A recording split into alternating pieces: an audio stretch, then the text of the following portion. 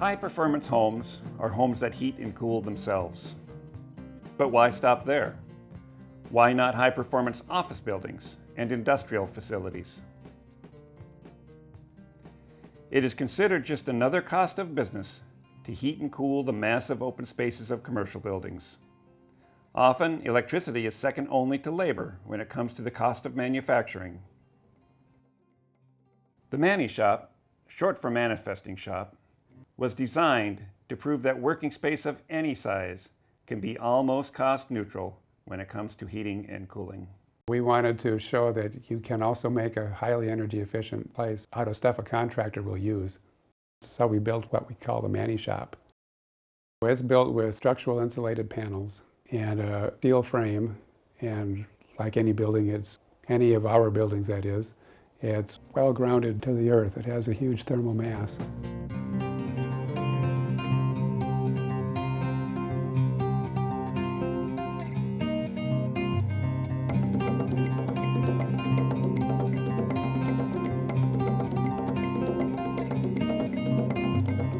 The Manny Shop is 15,000 square feet of open space with industrial equipment throughout.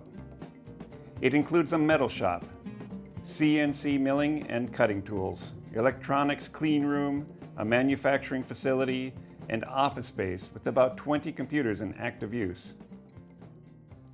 Yet, the electricity for all these uses averages just $157 a month.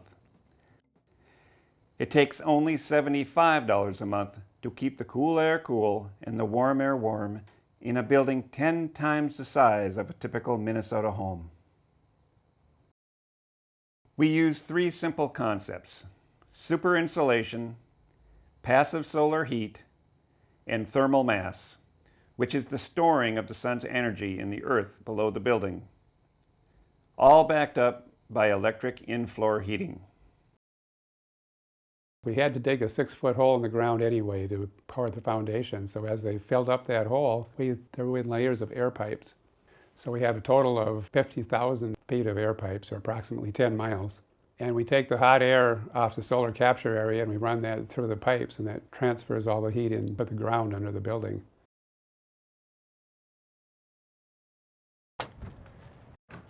If I'm on a tour, usually as I walk through this door, I tell people that they're walking into an active solar panel. The hottest air ends up at the top up there, where it goes outside and through one of 76 hot air solar panels. And then it comes inside at about 140 degrees and goes through the ductwork up there. And that's where it meets those 50,000 feet of underground pipe. Yet there is so much more to this building than the way it stays warm in January. It also has to keep cool in August. With its super insulation, all it really needed was a sort of reversal of the thermal mass, taking advantage of the Earth's natural cooling abilities. Well, we capture a lot of heat in the wintertime, and someplace around March we turn that off and we coast on the stored heat in the sand. Down over the summer, the natural cool of the Earth starts taking away our stored heat, and that soaks its way up and starts to cool our floor just a little tiny bit. That and the huge amount of insulation in the walls and the ceiling keep this place cool.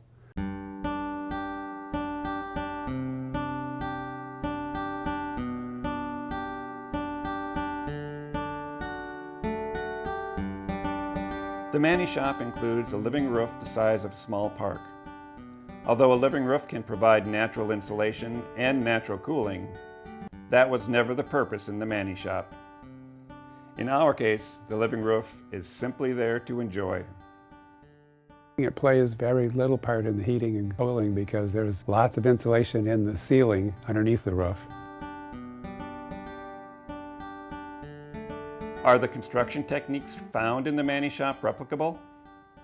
Is it something that makes economic sense for a typical manufacturing facility? The Manny Shop was an experiment, built with a few ideas and a flexible construction plan. In that sense, we did too much. 6 layers of underground pipe proved to be far more than needed. We learned how much not to put in.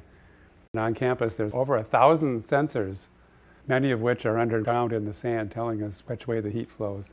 We way overdid it in this building, and then we did a whole bunch of measurements and found out how much pipe we actually do need, and on the next buildings we have just the right amount.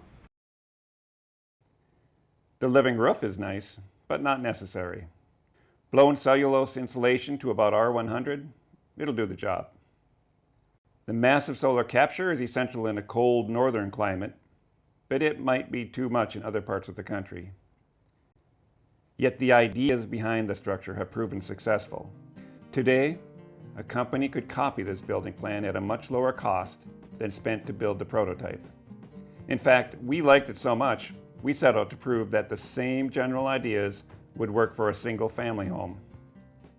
In order to be any good at actually building these things, we have to try them. We have to put our life where our mouth is, essentially. Next, see how a 4,000 square foot home is heated during a frigid Minnesota January using just a single water heater element.